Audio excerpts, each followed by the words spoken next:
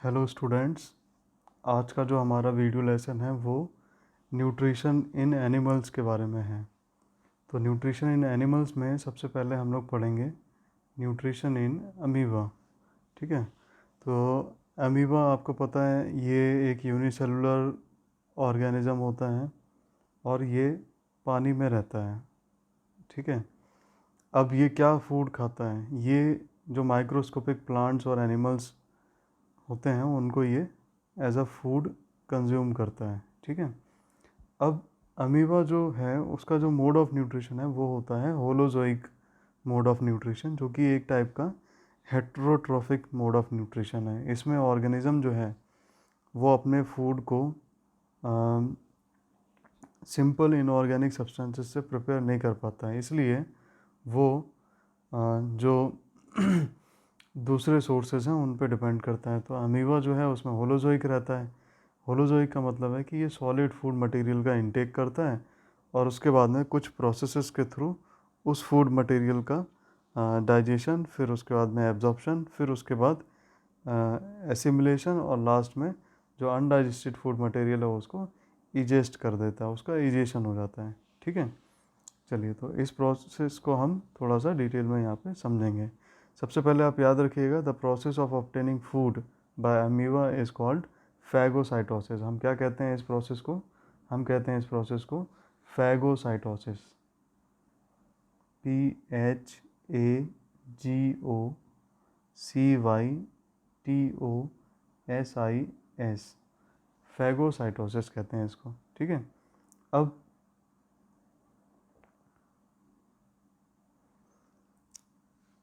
पहला जो स्टेप होता है न्यूट्रिशन एंड अमीबा में वो है इंजेशन का। तो amoeba temporary finger like projections, जिनको कि हम सीडोपोडिया कहते हैं, उनका फॉर्मेशन करता है। ठीक है। आप यहाँ पे देखेंगे कि ये जो स्ट्रक्चर्स हैं इनको हम क्या बोल रहे हैं? इनको हम बोलते हैं सीडोपोडिया। ठीक है। फॉल्स फीट कहते हैं इनको। तो ये अपने सीडोपोडिया को इंजेशन प्रोसेस में क्या करते हैं? एक्सटेंड करते हैं। ठीक है। और जो फूड पार्टिकल है उसको सराउंड कर लेते हैं। इस तरीके से फूड पार्टिकल को ये जो सेल है ये अमीबा का, वो उसको एनगल्फ कर लेता है। ठीक है। फूड मटेरियल को एनगल्फ कर लेता है, इसीलिए हम इसको फैगोसाइटोसिस कहते हैं। ठीक है। अब ये जो फूड मटेरियल जो एनगल्फ हुआ है वो कहाँ पहुँच गया है? वो पहुँच गया है फूड वैक्यूल के अंदर। ठीक है। देखिए कहाँ पहुँचा है? फूड वैक्यूल के अंदर। ये जो स्ट्रक्चर है इसको हम कह रहे हैं फूड वैक्यूल, या फिर आप इसको बोल सकते हैं टेम्पररी स्टमक। ठीक है। अब यहाँ पे होगा क्या? यहाँ पे होगा, इस डायग्राम को थोड़ा सा मैं जूम इन कर रहा हूँ यहाँ पे। अब इस डायग्राम में क्या होगा देखिए, इस प्रोसेस में क्या होने वाला है।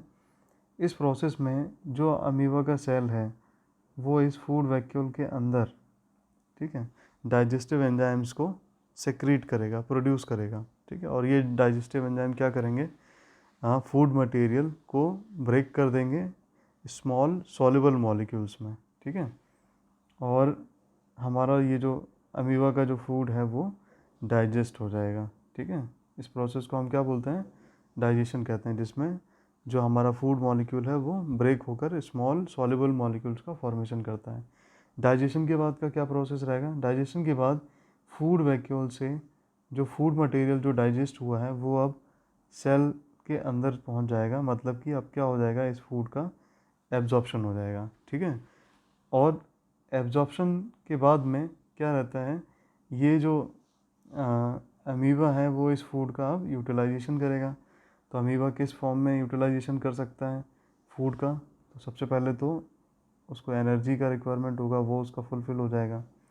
प्लस अगर कहीं पे भी डैमेज है या रिपेयरमेंट होना है तो वो हो जाएगा इसी एसिमिलेशन प्रोसेस में। Growth and development. ठीक है। क्या होता है?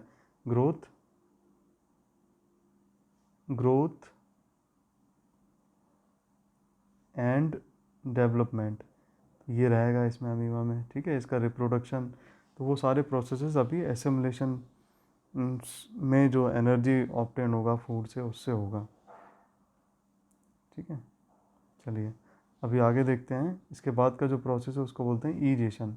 ईजेशन प्रोसेस में क्या होता है? ईजेशन प्रोसेस में ये जो फूड वैक्यूल था ये फूड वैक्यूल प्लाज्मा मेम्ब्रेन या फिर सेल मेम्ब्रेन के पास में पहुंच जाता है, ठीक है। और यहाँ पर ये जो सेल मेम्ब्रेन है वो रप्चर हो जाता है या फिर बर्स्ट हो जाता है, और जो भी अनडाइजेस्टेड फूड मटेरियल है वो सराउंडिंग में एक्सपेल कर दिया जाता है, रिलीज़ कर दिया जाता है, ठीक है। तो इस तरीके से ये न्यूट्रिशन इन अमीबा का प्रोसेस कंप्लीट हो गया। फिर से एक बार देख लीजिए स्टेप्स क्या हैं। नंबर 1 स्टेप था इंजेशन, ठीक है। दूसरा स्टेप है डाइजेशन, तीसरा था एब्जॉर्प्शन, फोर्थ स्टेप है एसिमिलेशन, और लास्ट है ईजेशन, ठीक है। अब इस वीडियो लेसन में आपको ये जो हमने फ्लो चार्ट के फॉर्म में न्यूट्रिशन इन अमीबा को रिप्रेजेंट किया है, आप लोग इसको देखिए और समझने की कोशिश करिए, ठीक है। सारे स्टेप्स को यहाँ पे लिख रखा है।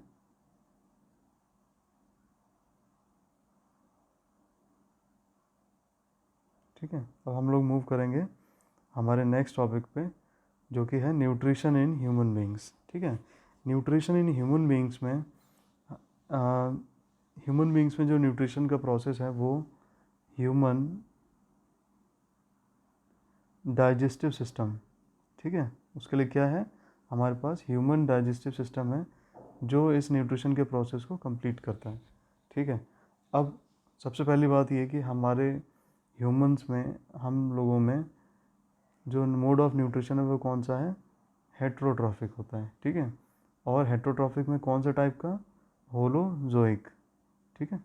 होलोजोइक मोड ऑफ न्यूट्रिशन है, मतलब हम लोग भी सॉलिड फूड मटेरियल को इनटेक करते हैं और उसके बाद सीक्वेंस ऑफ स्टेप्स के थ्रू उस फूड मटेरियल को यूटिलाइज करते हैं, ठीक है। तो सबसे पहले यहाँ पे हम देखेंगे डाइजेस्टिव सिस्टम। तो इस डाइजेस्टिव सिस्टम में आप देख रहे हैं कि जो स्टार्टिंग पॉइंट है वो क्या है, माउथ है, ठीक है। माउथ से शुरू होता है हमारा ये डाइजेस्टिव सिस्टम, और एंड कहाँ पे हो रहा है, ये एंड होता है एनएस पे जाके, ठीक है। कहाँ पे ऐड हो रहा है, एनएस पे एंड होता है।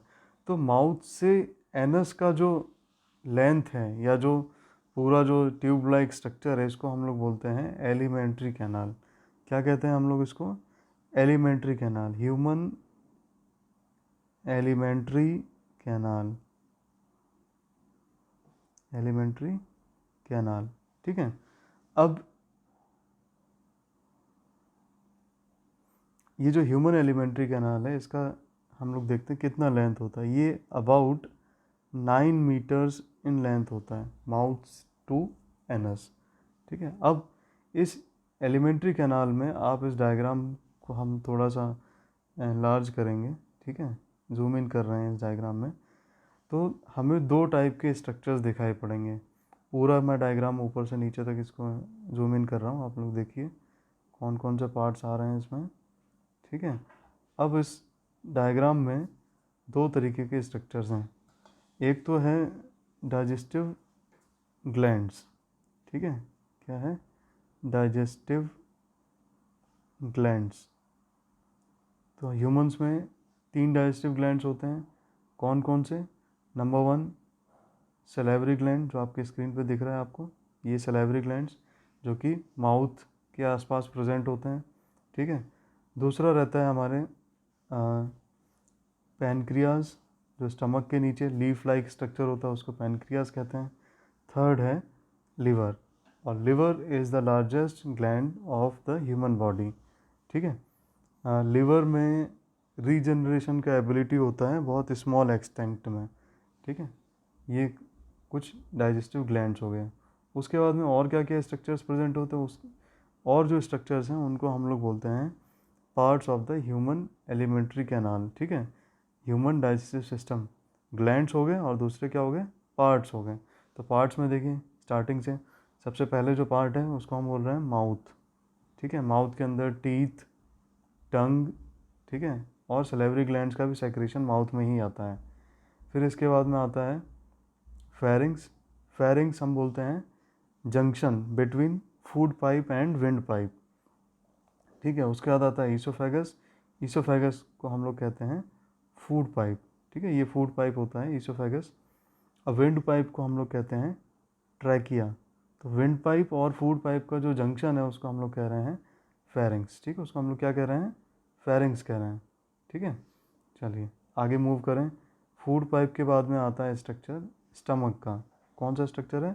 स्टमक, ठीक है। स्टमक के बाद में स्मॉल इंटेस्टाइन, और स्मॉल इंटेस्टाइन में ही पैनक्रियाज और स्मॉल इंटेस्टाइन में पैनक्रियाज और लिवर का जो भी सेक्रेशन है वो आता है, और इनके जो भी digestive glands, digestive juices pancreas और लिवर के थ्रू प्रोड्यूस होते हैं वो सब स्मॉल इंटेस्टाइन में आकर ही डाइजेशन प्रोसेस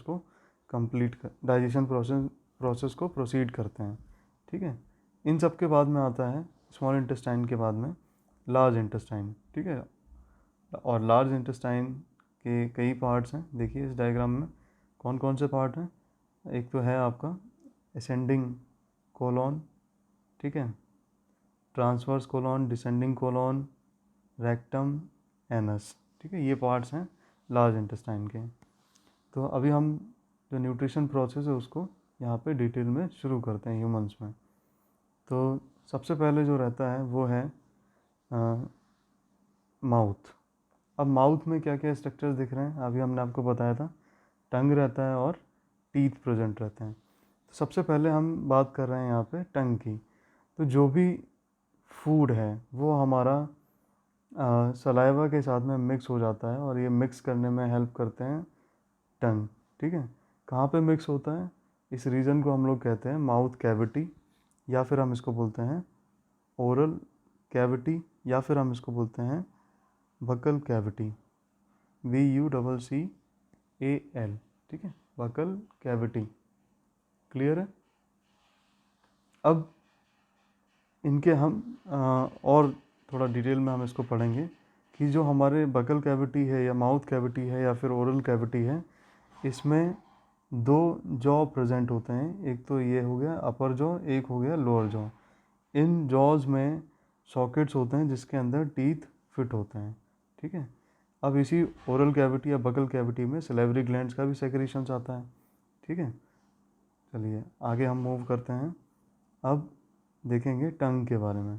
तो टंग जो हमारा जो फ्लैशी मस्कुलर ऑर्गन है जो कि बकल कैविटी के फ्लोर पे अटैच्ड होता है, ठीक है। ये कैसा है? थिन है, और इसका जो टिप होता है वो थिन होता है और नैरो होता है, ठीक है। जो अपर सरफेस है उसमें सेंसरी बर्ड्स प्रेजेंट होते हैं, ठीक है। इन सेंसरी बर्ड्स को हम लोग क्या बोलते हैं? टेस्ट बर्ड्स बोलते हैं, जो कि हमें डिफरेंट टाइप का जो टेस्ट है उसमें हेल्प करते हैं, उसको रिसीव करने में, परसीव करने में हेल्प करते हैं, ठीक है। तो टंग के अंदर रीजन्स होते हैं, उन्हीं रीजन्स में हम उस पर्टिकुलर टाइप का टेस्ट फील कर पाते हैं। जैसे जो फ्रंट पार्ट होता है उसमें हम स्वीट टेस्ट को फील करते हैं। उसके बाद में जो रीजन है उसको सॉल्टी टेस्ट वहाँ पे पता चलता है, फिर सॉल्ट टेस्ट, और लास्ट में बिटर टेस्ट हम लोगों को मालूम चलता है, ठीक है। अब टंग के क्या क्या फंक्शंस हैं? टंग जो है वो सलाइवा और फूड को मिक्स करने में हेल्प करता है, ठीक है। स्वैलोइंग ऑफ फूड में हेल्प करता है, और इसमें बहुत सारे टेस्ट बर्ड्स होते हैं, इसलिए ये टेस्ट को डिटेक्ट करने में भी हेल्प करता है। तो 3 फंक्शंस हो गए यहाँ पे टंग के, ठीक है। अब हम बात करेंगे टीथ की। तो टीथ जो है वो हमने बताया था आपको जॉज में फिट होते हैं। अब टीथ जो हैं वो ह्यूमंस में डिफरेंट शेप्स के होते हैं, इसलिए हम इसको बोलते हैं हेट्रोडोंट, ठीक है। और कुछ एनिमल्स में, ऑर्गेनिजम्स में ये जो टीथ हैं वो सभी एक जैसे होते हैं, सिमिलर होते हैं, इसलिए उसको हम बोलते हैं होमोडोंट, ठीक है। तो होमोडोंट किस में रहता है? लिजार्ड और फ्रॉग के अंदर, ठीक है। अब टीथ के फंक्शंस क्या हैं? टीयरिंग, कटिंग, च्यूइंग, ग्राइंडिंग, ये सारे फंक्शंस होते हैं टीथ के, ठीक है। दूसरा, टीथ जो है वो हमारा स्पीकिंग में भी हेल्प करते हैं और फेशियल ब्यूटी में भी हेल्प करते हैं, ठीक है। चलिए अब हम यहाँ पे देखेंगे, हाँ, टीथ को थोड़ा सा और डिटेल में हम लोग यहाँ पे पढ़ लेते हैं। उसके लिए टीथ को हम लोग डिटेल में यहाँ पे पढ़ेंगे, समझेंगे टीथ कितने टाइप के होते हैं और क्या क्या रहते हैं। तो देखिए, मैं आपको एक जो हाफ जॉ है, upper half jaw divided by lower half jaw, ठीक है, ये पूरा जॉ हो गया। इधर से इधर मूव कर लो, हम इधर हाफ जॉ की बात कर रहे हैं। तो हाफ जॉ में ये जो अरेंजमेंट है टीथ का, ICPM और M, इंसीजर्स, कैनाइन्स, प्रीमोलर्स और मोलर्स। ये कैसा रहता है? ये रहता है 2 2 1 2 3। ऐसे ही लोअर जॉ में हाफ में रहेगा 2 1 2 3। टोटल कितना हो गया हाफ जॉ में? 3 2 5 1 6 7 8 8 इन 8, और नीचे वाले जॉ में 8 16 हो गया। और ऐसे ही सिमिलर जो अदर हाफ जो है अपर लोअर का उसमें भी होगा। मतलब टोटल हमारे पास हो गए हैं 32 टीथ नंबर में। तो ये होते हैं एडल्ट में, ठीक है। ये किस पर्सन में ऐसे टीथ होंगे? एडल्ट में होंगे। इन टीथ को हम लोग बोलते हैं परमानेंट टीथ। क्या बोलते हैं इनको हम? परमानेंट टीथ, ठीक है, परमानेंट टीथ। अब इसके बाद में हम बात करेंगे कि जो बच्चे होते हैं, ठीक है, उनमें शुरुआत में जो टीथ आते हैं उनको बोलते हैं मिल्क टीथ, या फिर मिल्क टीथ ना बोल के इनको हम डेसीडियस टीथ भी बोल सकते हैं, क्योंकि ये परमानेंट नहीं होता है, ठीक है, डेसीडियस टीथ। अब ये जो टीथ हैं इनका नंबर और इनका अरेंजमेंट देखते हैं। वही हम हाफ जॉ में देखेंगे अरेंजमेंट। तो इंसीजर्स, कैनाइन्स, प्रीमोलर्स और मोलर्स। अब देखें क्या होता है इनमें। क्या रहता है? 2 1 0 2 2 1 0 2। ये एक साइड का अपर एंड लोअर जॉ हाफ का अरेंजमेंट है टीथ का। इसमें आप देख रहे हैं कि प्रीमोलर्स एक भी नहीं होते हैं, ठीक है। जो भी बच्चे हैं उनमें प्रीमोलर्स एक भी नहीं होते। 6 to 12 ईयर्स की एज का मैं ये डेंटल फार्मूला, इसको डेंटल फार्मूला कहते हैं, वो बता रहा हूँ आपको। और मोलर्स जो हैं वो एक कम होता है यहाँ पे, ठीक है। जो थर्ड मोलर जो यहाँ पे कम है उसको हम बोलते हैं विजिडम टीथ, ठीक है। तो टोटल ये कितना नंबर हो गया? टोटल ये नंबर हो गया था आपका, हमने कितना लिखा था? 2 1 0 2 2 1 0 2। कितना हो गया ये? 2 1 3 और 2 5 5 इंटू 2 10, और 10 प्लस 10 इज इक्वल्स टू हो गया 20। कितना मिल्क टीथ होते हैं? 20। और परमानेंट टीथ कितना होता है? 32। परमानेंट टीथ आते हैं 18 से 25 ईयर्स में, और मिल्क टीथ आते हैं 6 to 12 ईयर्स में, ठीक है। चलिए अब हम टीथ के हमने टाइप्स पढ़ लिए, इंसीजर्स, कैनाइन्स, प्रीमोलर्स, मोलर्स। जो फ्रंट वाले टीथ होते हैं उनको हम बोलते हैं इंसीजर्स। उसके बाद में जो टीथ हैं पॉइंटेड उनको बोलते हैं कैनाइन्स। और उनके बाद में जो दो दो टीथ होते हैं उनको बोलते हैं प्रीमोलर्स। और लास्ट में तीन तीन टीथ जो हैं उनको बोलते हैं हम मोलर्स, ठीक है। चलिए अब सलाइवरी ग्लैंड जो हैं वो सब बकल कैविटी में ओपन होते हैं और ये सलाइवा प्रोड्यूस करते हैं, ठीक है। 3 पेयर सलाइवरी ग्लैंड्स प्रेजेंट हैं ह्यूमन बॉडी के अंदर। पैरोटिड्स, सबलिंगुअल एंड सब मैंडिबुलर। ये सारे के सारे बकल कैविटी के आसपास रहते हैं और सब सलाइवा प्रोड्यूस कर रहे हैं, ठीक है। अब सलाइवरी ग्लैंड ने जो प्रोड्यूस किया वो है क्या, उसको हम देखेंगे, समझेंगे। Salivary gland secrete a watery fluid called saliva, ठीक है। ये क्या है? वाटरी फ्लूइड है which initiates digestion in the buccal cavity. मतलब कि सलाइवा जो है वो बकल कैविटी में डाइजेशन को शुरू कर देता है।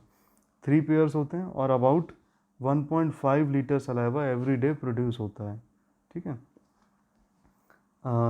Site, smell and even thought of food can cause increased saliva secretion. मतलब आप किसी भी फूड मटेरियल को देख लें, स्मेल कर लें या उसके बारे में सोच लें तो सलाइवा सेक्रीशन बढ़ जाता है, ठीक है। इसको हम बोलते हैं वाटरिंग ऑफ माउथ। और सलाइवा का जो पीएच होता है वो वेरी स्लाइटली एसिडिक नेचर है। मतलब 6.8 पीएच होता है। 7 न्यूट्रल का होता है, 7 से ज़्यादा बेसिक होता है, 7 से कम एसिडिक होता है। तो ये नियर अबाउट 7 ही है, इसलिए वेरी स्लाइटली एसिडिक नेचर का रहता है ये, ठीक है। अब हम देखेंगे कि सलाइवा में और क्या क्या रहता है। तो सलाइवा में और क्या क्या होता है? बाइकार्बोनेट होते हैं, म्यूकस है, ठीक है, एंजाइम्स होते हैं, सलाइवरी अमाइलेज, लाइसोजाइम, जो कि स्टार्च के डाइजेशन में हेल्प करते हैं। इसका मतलब ये हो गया कि हमारा जो माउथ है या बकल कैविटी है उसमें डाइजेशन ऑफ स्टार्च होता है, ठीक है। अब फंक्शन ऑफ सलाइवा देखें। फंक्शन ऑफ सलाइवा का फर्स्ट फंक्शन यहाँ पे लिखा है कि स्टार्च जो है वो स्टार्च दिस गेट्स कन्वर्टेड और डाइजेस्टेड इनटू maltose एंड डेक्सट्रिन्स, ठीक है, डेक्सट्रिन्स। तो ये कौन कर रहा है? ये कर रहा है सलेवरी अमाइलेज एंजाइम। म्यूकस जो है वो क्या कर रहा है यहाँ पे? म्यूकस फूड को लुब्रिकेट करता है जिससे वो आसानी से लिगल जा सकता है, ठीक है। सलाइवा जो है वो इसमें क्या बोलते हैं कि ये फूड को सॉफ्ट बॉल के फॉर्म में कन्वर्ट करता है, इसको बोलते हैं हम बोलस, ठीक है। और ये इजीली पास हो जाता है फेरिंग से और फूड पाइप के थ्रू स्टमक में पहुंच जाता है, ठीक है। अगर वाटर कंटेंट कम होगा सलाइवा में तो माउथ में ड्राइनेस होगी, ठीक है, जिसकी वजह से हमें फीलिंग ऑफ थर्स्ट आती है, प्यास लगती है। और जब हम पानी पी लेते हैं तो ये जो वाटर बैलेंस है वो बन जाता है, बैलेंस बन जाता है, इसलिए हमें रिलैक्स फील होता है, ठीक है। अब हम फूड पाइप की यहाँ पे बात कर रहे हैं। यूसोफेगस, इसको हम फूड पाइप कहते हैं। ये भी ट्यूब है जो कि फेरिंग्स को स्टमक से कनेक्ट करता है, फेरिंग्स जंक्शन को कहते हैं फूड पाइप और विंड पाइप के। इसका जो लेंथ है वो अबाउट 22 सेंटीमीटर इन लेंथ होता है, ठीक है। और यहाँ पे दोनों टाइप के मूवमेंट होते हैं, वॉलेंट्री और इनवॉलेंट्री, ठीक है। वॉलेंट्री जो हमारे कंट्रोल में होते हैं और इनवॉलेंट्री जो हमारे कंट्रोल में नहीं है, जो अपने आप से होते हैं, ऑटोनॉमिक रिस्पॉन्स से होते हैं, ठीक है। अब ये जो इनर वॉल है इसमें म्यूकस सेक्रीट होता है और म्यूकस जो है वो फूड को लुब्रिकेट करता है ताकि जो फूड है वो इजीली फूड पाइप के थ्रू पास हो जाए, ठीक है। अब इसमें एक इम्पॉर्टेंट पॉइंट है कि पेरिस्टल्टिक मूवमेंट शो करता है। ये ईसोफेगस है उसमें पेरिस्टल्टिक मूवमेंट होते हैं। अभी पेरिस्टल्टिक मूवमेंट क्या है? They are rhythmic movement of contraction and relaxation, ठीक है। एलिमेंट्री कैनाल जो है वो रिदमिकली कॉन्ट्रैक्ट करती है और एक्सपैंड होती है, कॉन्ट्रैक्ट होती है और रिलैक्स होती है, इसको बोलते हैं पेरिस्टल्टिक मूवमेंट। और ये मूवमेंट हेल्प करते हैं फूड के पैसेज में, फेरिंग से स्टमक के अंदर, ठीक है। चलिए अब हम बात करेंगे आगे स्टमक की। तो स्टमक में देखिए, स्टमक की जो इनर वॉल होती है, ठीक है, ये जो इनर वॉल है, इस इनर वॉल पे ग्लैंड्स होते हैं जिनको हम बोलते हैं गैस्ट्रिक ग्लैंड्स, ठीक है। क्या बोलते हैं? गैस्ट्रिक ग्लैंड्स कहते हैं। और ये गैस्ट्रिक ग्लैंड्स एक जूस प्रोड्यूस करते हैं, सेक्रीशन प्रोड्यूस करते हैं जिसको हम बोलते हैं गैस्ट्रिक जूस, ठीक है। अब ये जो गैस्ट्रिक जूस है उसमें 3 पार्ट्स होते हैं। क्या क्या पार्ट्स हैं? देखिए 3 गैस्ट्रिक पार्ट्स होते हैं इसमें, hydrochloric acid, enzyme pepsin and mucus. तो हाइड्रोक्लोरिक एसिड क्या कर रहा है यहाँ पे? हाइड्रोक्लोरिक एसिड फूड में मिक्स होकर जो बैक्टीरिया है, क्या है? बैक्टीरिया है, उसको ये किल कर रहा है, that comes along with the food in the stomach, ठीक है। दूसरा ये क्या कर रहा है, जो मीडियम है स्टमक के अंदर का उसको एसिडिक बना रहा है। ये कैसा बना रहा है? एसिडिक बना रहा है, जो कि नेसेसरी है पेप्सिन एंजाइम के एक्टिविटी के लिए, क्योंकि जो पेप्सिन है वो पेप्सिनोजिन के फॉर्म में सेक्रीट होता है, प्रोड्यूस होता है। जब HCl होता है तो ये पेप्सिनोजिन से पेप्सिन जो कि एक्टिव फॉर्म में उसमें कन्वर्ट हो जाता है और बाद में ये पेप्सिन एंजाइम जो है प्रोटीन का डाइजेशन कर पाता है, ठीक है। तो ये HCl का रोल आपने पढ़ा। दूसरा जो कंपोनेंट है यहाँ पे पेप्सिन एंजाइम है, ये प्रोटीन डाइजेस्टिंग एंजाइम होता है। और थर्ड जो कंपोनेंट है उसको हम कह रहे हैं म्यूकस। ये हमारे स्टमक के इनर लेयर को जो एसिड प्रोड्यूस होता है उससे प्रोटेक्शन प्रोवाइड करता है, ठीक है। कभी कभी इन डाइजेशन की वजह से या फिर ओवर ईटिंग की वजह से स्टमक में एसिड प्रोड्यूस होता है, तो वो एसिड हमारे इनर वॉल को डैमेज नहीं करें, इसके लिए म्यूकस है, जो म्यूकस जो है वो हमें प्रोटेक्शन प्रोवाइड करेगा, ठीक है। अब हम यहाँ पे देखेंगे कि और भी एंजाइम्स यहाँ पे प्रोड्यूस हो रहे हैं, जैसे कि स्टमक के अंदर और भी एंजाइम्स प्रोड्यूस होते हैं। यहाँ पे हमने आपको पेप्सिन वाला बताया था जो क्या करता था, पेप्सिन क्या कर रहा है? प्रोटीन्स को पेप्टाइड्स में कन्वर्ट कर रहा है, ठीक है। और ये पेप्सिन कैसे बन रहा है वो आपने देखा यहाँ पे, पेप्सिनोजिन जो एंजाइम है जो कि इनएक्टिव फॉर्म में वो HCl के प्रेजेंस में एक्टिव पेप्सिन में कन्वर्ट हो जाता है, फिर बाद में ये प्रोटीन का पेप्टाइड्स में डाइजेशन करता है, ठीक है। इसके अलावा और भी यहाँ पे एंजाइम है जिसको हम बोल रहे हैं रेनिन एंजाइम। ये रेनिन एंजाइम भी इनएक्टिव फॉर्म में प्रेजेंट होता है, प्रोरेनिन कहते हैं इसको। ये भी एसिड के प्रेजेंस में एक्टिवेट होता है और ये क्या करता है? ये जो मिल्क प्रोटीन होता है, ठीक है, जो इन्फेंट्स में जो मिल्क प्रोटीन है उसको ये डाइजेस्ट करने में हेल्प करता है, इसको ये पैराकेजिन में चेंज कर देता है, ठीक है, डाइजेस्ट कर देता है।